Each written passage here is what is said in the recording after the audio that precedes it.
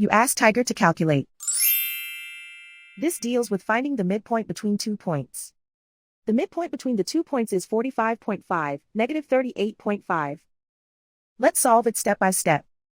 Plot the 2 points and calculate the midpoint using the formula. The coordinates of point 1 are, x1 equals 84, y1 equals negative 8. The coordinates of point 2 are, x2 equals 7, y2 equals negative 69. PM represents the midpoint of the 2 points.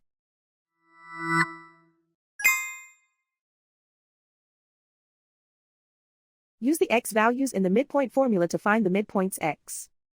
x1 equals 84.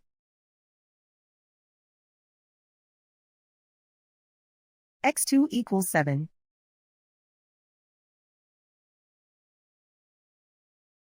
Simplify the arithmetic.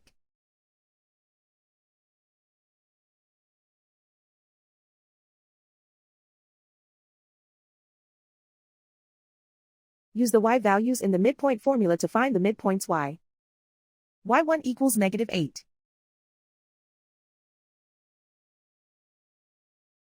y2 equals negative 69. Simplify the arithmetic.